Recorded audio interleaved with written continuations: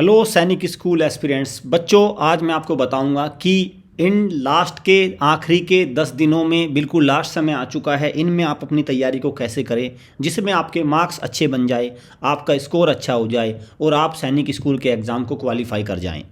तो ज़्यादातर बच्चे क्या करते हैं, ये गलतियां करते हैं जो मैं आपको बताऊंगा, जो आपको मैं बताने वाला हूं। तो क्या करना है भाई, आपको चैनल को सब्सक्राइब कर लो, बेल आइकन पे क्लिक कर लो, तभी करना ये सब जब लगे कि आपको चैनल से फ़ायदा हो रहा है, और नहीं तो मत करो। मैं आपको सजेस्ट करूँगा, नहीं तो मत करो भाई। जब आपको फ़ायदा नहीं होगा तो कौन करेगा, फिर तो कोई नहीं करेगा ना। तो अब देखो, सैनिक स्कूल का एग्ज़ाम 8 जैन को है। 8 जैन को हर साल होता है सैनिक स्कूल का एग्ज़ाम। तो बच्चे पूरी साल तो तैयारी नहीं करते। जो पूरी साल तैयारी कर लेते हैं उनको तो इस तरह की स्ट्रेटेजी की आवश्यकता ही नहीं होती। जो बच्चे पूरी साल पढ़ते हैं उनके लिए तो ये मान के चलो इन चीज़ों की कोई महत्ता नहीं होती। लेकिन कुछ बच्चे हमारे लेजी होते हैं, कुछ बच्चे इतने सिंसियर नहीं होते। उनको लास्ट मिनट में एकदम दौड़ने की आदत होती है, लास्ट मिनट में भगदौड़ करने की आदत होती है। वो आखिरी 5-10 दिनों में ही मंजिल को हासिल करना चाहते हैं। तो उनके लिए भी हमने कुछ ना कुछ लेके आए हैं। चलिए, ये है भाई, देखो जो हमारे शुरुआत के बच्चे हैं इस तरह के बैचेज को ज्वाइन कर लो। अचीवर बैच है, ऑनलाइन बैच है, घर से ही तैयारी हो जाएगी। ये हमारा टॉपर प्रो बैच है, ये भी ऑनलाइन बैच है, सैनिक स्कूल के लिए है, ये भी घर से तैयारी होएगी। और ये हमारे हॉस्टल बैचेज इनके लिए 1 जनवरी से चले हुए हैं, सफलता करते हुए टारगेट वेरियस बैचेज। 100% सिलेक्शन की गारंटी है। बस आपको क्या करना होगा, टाइम देना होगा। 100% सिलेक्शन की गारंटी है। मंथली फ़ी है बच्चों हमारे यहाँ पे क्या है, मंथली फ़ी है। आपको जितने दिन आप पढ़ेंगे उतनी ही आपको पैसे देने हैं। पूरे 1-2-3 लाख रुपए का बैग मत लाइए, मंथली फ़ीस के हिसाब से तैयारी करिए। ये हमारे हॉस्टल बैचेज, आप इनको अवेल करिए। हॉस्टल बैचेज का मतलब है सिलेक्शन की गारंटी। इनमें आपको RMS RIMC सब। देखो भाई, स्ट्रैटेजी नंबर 1 की बात करूँ, रिवीजन रिवीजन रिवीजन। आखिरी के 10 दिनों में बच्चों कोई नया एक्सपेरिमेंट मत करना, सिर्फ रिवीजन रिवीजन रिवीजन। तो नो न्यू एक्सपेरिमेंट, ठीक, मीन्स ऐसे टॉपिक को आपको अवॉइड करना जो आपके लिए बिल्कुल नया हो। न्यू टॉपिक को आपको अवॉइड करना है। अगर आपका रिवीजन प्रॉपर हो जाए तब आप न्यू टॉपिक को कर सकते हैं, अदरवाइज आप न्यू टॉपिक को मत पढ़ना, सिर्फ रिवीजन करना। जो भी आपके पास नोट्स हैं, जो भी आपके पास आपने तैयारी करी है, कुछ तो तैयारी करी होगी भाई, फॉर्म बच्चे भरते हैं तो कुछ तो तैयारी करते ही हैं। तो सिर्फ उनका रिवीजन करना पहले। जब आपके पास समय बच जाए तब आप देखना नए टॉपिक्स को।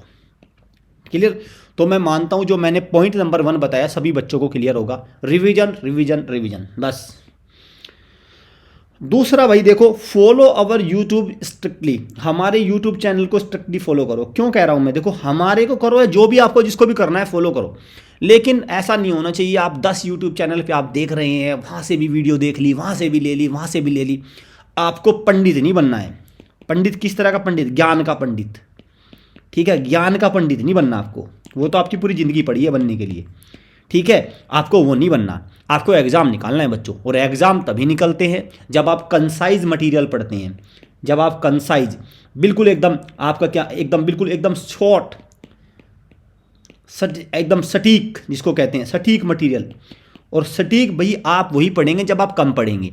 तो हमारा भी एक चैनल है, हमारे चैनल पे आप खास बात ये देखोगे, मैं एक स्ट्रेटेजी आपको बता दूं। यहाँ पे आपको 1 आवर में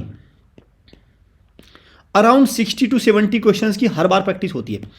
50 से प्लस क्वेश्चन होते हैं 1 आवर। और मैं आपको चैलेंज देता हूँ, आप कहीं भी देख लो, आपको यही क्वेश्चन 3 से 4 घंटे में मिलेंगे। क्या आप 3 से 4 घंटे इस तरह से समय बर्बाद कर सकते हो? बच्चों मुझे नहीं लगता आप इस तरह से कर पाओगे। तो बच्चों फिर 3 से 4 घंटे आप अगर आप ऐसे दे दोगे तो नहीं। तो हमारे चैनल पे देखो, GK के premium, English premium, maths premium, ये मॉक टेस्ट सीरीज चली हुई है। तो वहाँ पे एक शेड्यूल बना लो कि भाई मुझे आज ये DK का देखना, आज मुझे इंग्लिश, आज मुझे रीजनिंग, आज मुझे सब चीज़ देखनी है। तो यहाँ से आप एक शेड्यूल बना के जो भी आपका सब्जेक्ट हो उसकी तैयारी आपकी अच्छी हो जाएगी। तो अच्छी आपकी तैयारी यहाँ से हो जाएगी। तो इसको आप ज़रूर ध्यान रखें। हाँ भाई, ये है भाई सबसे ज़्यादा इंपॉर्टेंट, मैं कहूँगा आज की वीडियो का सबसे ज़्यादा इंपॉर्टेंट पॉइंट ये है, ये वाला, mug up all previous year papers. बच्चे क्या करते हैं, प्रीवियस ईयर पेपर को देखते ही नहीं। नए क्वेश्चन चाहिए उनको, नए नए क्वेश्चंस मिल जाएं। इंपॉर्टेंट क्वेश्चन उनको करना नहीं है, नंबर ऑफ क्वेश्चन ज़्यादा करने हैं लेकिन समझना एक नहीं। तो आपको सारे प्रीवियस ईयर क्वेश्चंस को मैं सजेस्ट करूंगा बच्चों को कम से कम उसको 3 टाइम्स करिए।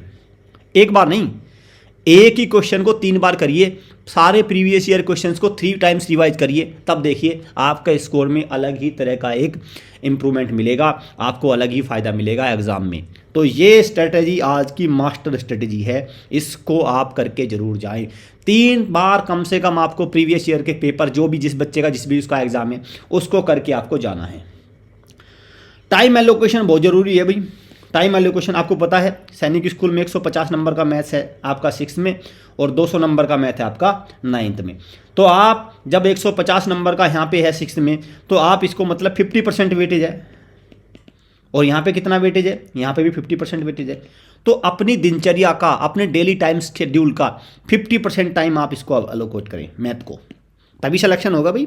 50% टाइम मीन्स अगर आप पढ़ रहे हैं पर डे 10 आवर्स, तो आपको 5 घंटे मैथ पढ़ना होगा, 5 आवर्स मैथ पढ़ना होगा, कंपलसरी है। अगर आप ऐसा नहीं करते तो फिर आपका स्कोर नहीं बन पाएगा, आपका स्कोर नहीं बन पाएगा, रह जाएगा, आपकी स्पीड नहीं बन पाएगी, आप एग्जाम में आपके क्वेश्चन छूट जाएंगे, ये सब चीज़ें हो जाएंगी आपके साथ। तो मीन्स जिसका जितना एलोकेशन है, जिसका जितना वेटेज है सब्जेक्ट का, उसको इतने ही टाइम आपको एलोकेट करनी है। Don't try to cover whole syllabus. बच्चे क्या करते हैं, वो भी पढ़ दूँ ये भी पढ़ दूँ, सारे सिलेबस को लेके बैठ जाएंगे, जैसे इन 10 दिनों में सारा सिलेबस कवर करना। नहीं, यहीं पे फेल हो जाते हैं। पूरा सिलेबस नहीं पढ़ना, आपको ये देखना है कौन से टॉपिक से रेगुलर क्वेश्चन आ रहे हैं, किस टॉपिक से कभी क्वेश्चन आता है कभी नहीं। लेट अस सपोज आज 4 साल पहले किसी टॉपिक से क्वेश्चन आया था, पिछले 4 साल से उस टॉपिक से क्वेश्चन नहीं आ रहा है, क्यों पढ़ना उसको, क्यों अपनी एनर्जी वेस्ट करो। मीन्स जो टॉपिक से रेगुलर बेसिस पे बल्क में क्वेश्चन आ रहे हैं उसको पहले करिए, और फिर उसी सीक्वेंस में टॉपिक्स को कवर करिए। पूरा सिलेबस आपको करके नहीं जाना है, ठीक है, नहीं जाना है। जैसे मैं बात करूं बच्चों, चीफ मिनिस्टर की बात करें, चीफ मिनिस्टर की बात करें, जीके का टॉपिक है चीफ मिनिस्टर्स।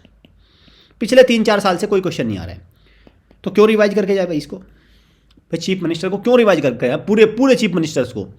अभी लेटेस्ट जिन राज्यों में चुनाव हुए हैं वहाँ पे कवर कर लीजिए, लेकिन आप 28 राज्य के और प्लस जो केंद्र शासित प्रदेश है उसमें भी 2-3 में, तो वहाँ पे सबको आप याद करके जाए। मुझे नहीं लगता ये डेटा इस तरह से आपको याद करना चाहिए। तो आपको ये ध्यान रखना है कि जिन सिलेबस से, जिन टॉपिक से फ्रीक्वेंट बेसिस पे क्वेश्चंस आए हैं प्रीवियस ईयर में, तो वहाँ से ही आपको टॉपिक पढ़ के जाने हैं। Do maximum practice not theory. आपको क्या करना है, जो भी कर रहे हैं आप सिर्फ अपनी पेन चलाएं, कलम चलाएं, प्रैक्टिस करिए। अब थ्योरी का समय गया, अब है प्रैक्टिस का समय। सारे आपके क्वेश्चंस को करके देखना है। भले दिन में आप 50 क्वेश्चन करिए मैथ्स के, लेकिन आपको राइटिंग करनी है उनको आपको सोल्व करना है। ऐसा नहीं होना चाहिए कि हाँ ये सिंपल इंटरेस्ट P/T/100 हो गया मेरा टॉपिक, यहीं पे गलत हो गई। अगर आपने सिंपल इंटरेस्ट किया है और आज इस टॉपिक को करना, इसके 50 क्वेश्चन करिए ना कम से कम, तभी तो टॉपिक क्लियर होगा। जनरली बच्चे क्या करते हैं, मुझे तो आता है, इसके 50 क्वेश्चंस नहीं देखा, इसका फॉर्मूला देखा, ये टॉपिक डन हो गया। भाई ये नहीं, इससे फिर एग्जाम में क्वेश्चन नहीं निकलता। इससे होता क्या है, आप फॉर्मूले में क्वेश्चन को रखते हैं, सॉल्यूशन होता नहीं आपसे, ठीक। तो आपको जो भी कर रहे हैं उसको प्रैक्टिकली करें, उसको करके देखें, सोल्व करके देखें। आपको जितने भी टॉपिक की प्रैक्टिस करनी है उनकी एक तो लिमिटेड टॉपिक को चूज करिए, सारे टॉपिक को नहीं लेना, लेकिन उनकी डीप रीडिंग होनी चाहिए। मैंने आपको पिछली उसमें बताया पॉइंट में कि आपको ऐसा नहीं है कि आपने लेट अस सपोज कोई टॉपिक देख लिया कि हाँ भाई ठीक है, मैंने ये फॉर्मूला देखा, SI=P/T, ये तो हुआ इसका ऊपर से रीडिंग, अपर रीडिंग हुआ, ठीक है। लेकिन आपको डीप रीडिंग करने के लिए इसके 50 क्वेश्चन सोल्व भी तो करने होंगे। Speed, time, distance, speed equal to distance upon time, यहाँ पे टॉपिक खत्म नहीं होता, इसके अंदर भी सोल्व करना पड़ेगा, ठीक है बच्चों। तो उसके कम से कम आपको 50 क्वेश्चन सोल्व करने हैं। जैसे आपको मैं बताऊं, जैसे आपको जीके हैं, जीके आपको वीडियो देखनी है यूट्यूब से, ठीक, उसको अपनी नोटबुक पे फिर क्या करना है, उसके क्वेश्चंस को मार्क करना है, अपना स्कोर चेक करना है, जो क्वेश्चन गलत हुए उनको ठीक करना है, देखना है वो कहाँ गलत हो रहे हैं, रिलेट करना, रिवाइज करना, ये सारी चीज़ें तो होंगी भाई। ऐसे तो नहीं हो जाएगा कि आपने ऊपर से कर लिया और क्वेश्चन काम बन जाएगा। तो डीप रीडिंग की आवश्यकता हो, डीप लर्निंग की आपको आवश्यकता है। चलिए आगे चलते हैं। भाई हम लोग बार बार एक बात कह रहे हैं, वीर पैक को आप स्किप नहीं कर सकते। वीर पैक का मतलब है जनरल नॉलेज में, तो मैं स्पेशली बता रहा हूँ, बाकी सारे सब्जेक्ट में हेल्प मिलेगी, लेकिन जनरल नॉलेज में बच्चों एक बात देखो आप, भाई वीर पैक में आपको एक क्वेश्चंस की प्रैक्टिस है, आपको अराउंड 20 मॉक टेस्ट मिल रहे हैं, ठीक है। मेरा मानना ये है, और जो बच्चा इन 20 मॉक टेस्ट को एग्जाम में लगा के जाएगा, चाहे वो जीके हो, इंग्लिश हो, ये हो, कुछ भी हो, तो 20 मॉक टेस्ट का मतलब ये हो गया बच्चों, तकरीबन कितने 125 क्वेश्चन आते हैं भाई, ठीक है। तो ये हो गया 2500 क्वेश्चन। तो 2500 क्वेश्चन की आप तैयारी करके जाओगे, तो आप ऐसा कैसे कह सकते हैं कि बच्चे आपका सिलेक्शन नहीं होगा? 2500 क्वेश्चन कोई कम नहीं होते, और वो भी एकदम कंसाइज, एकदम एक्यूरेट कंटेंट। तो अभी भी समय है, वीर पैक को लेके इसकी इस प्रैक्टिस में जुट जाइए, और अपने जो आपका जो सिलेबस है उसको अच्छे से कवर करिए, अच्छे से तैयारी करिए, प्रैक्टिस करिए। 100% सिलेक्शन की गारंटी हम देते हैं, लेकिन आपको टाइम देना होगा इन सारे उसमें। यहाँ पे आइए, अवॉइड कट ऑफ ऑब्जर्वेशन, इसको मैं सेकंड मोस्ट कहूँगा। सेकंड मोस्ट इंपॉर्टेंट ये है भाई, देखो आपके दिमाग में कट ऑफ को लेके मत जाना। लेट अस सपोज पहली बार 260 वालों से, जिन बच्चों का 260 से नंबर कम है, उनका सिलेक्शन नहीं हुआ 300 में से। जिस बच्चे का 260 से नंबर कम आए, जनरल की बात कर रहा हूं, उनका सिलेक्शन नहीं हुआ। बट आप इस हैवी बैगेज को, हैवी लोड को लेके एग्जाम में मत जाना। क्या पता एग्जाम का पेपर कैसा आए, क्या पता इस बार बहुत पेपर टफ आ जाए। अगर पेपर टफ आ गया तो ये कट ऑफ 210 भी रह जाएगी।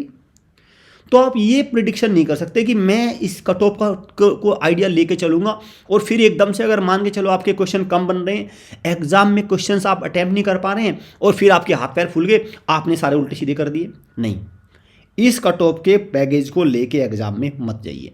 आपको एग्जाम में अपना बेस्ट देना है, कोई ध्यान नहीं देना कट ऑफ पे, हमें तो अपने अच्छे से अच्छा देना है। हमारे चाहे आए 210 भी, या हमारे 230 भी आ रहे हैं, या हमारे 280 भी आ रहे हैं, लेकिन सॉलिड आएंगे, ठीक।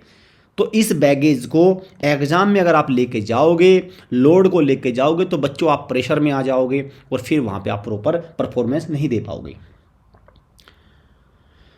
ये मैं बार बार बताता हूँ, यूट्यूब चैनल पे सिंगल फोकस करिए भाई, सिंगल यूट्यूब चैनल, अलग अलग जगह से मत करिए। मैं आपको बार बार बता रहा हूँ, होगा क्या, यहाँ से भी पढ़ लेंगे, वहाँ से भी पढ़ लेंगे, ऐसा समझिए ना। अगर आपने 10 बुक से पढ़ लिया, हो जाएगा कोई फ़ायदा नहीं ना, कोई फ़ायदा नहीं, टाइम वेस्ट है ना भाई। आपने देखो आरएमएस का आप पेपर देने, मैक्सिमम बच्चे आरएमएस का पेपर देने गए होंगे। हमारा भी एक चैनल है, वहाँ से भी पढ़ के गए होंगे, अदर चैनल से भी पढ़ के गए होंगे। Let us suppose ABCD channel से पढ़ के गए आप। अब आप ये देखो ना, किस में से आपको क्वेश्चन ज़्यादा आए थे, जिसमें से क्वेश्चन ज़्यादा आए उसी चैनल से अभी आपको पढ़ना है। आई एम नॉट सेइंग कि हमारे चैनल से ही पढ़ना है जिसमें से ज़्यादा क्वेश्चन, वो तो बच्चों की अपनी भी समझ है, बच्चों को खुद भी पता रहता है भाई किससे ज़्यादा आए, ठीक है।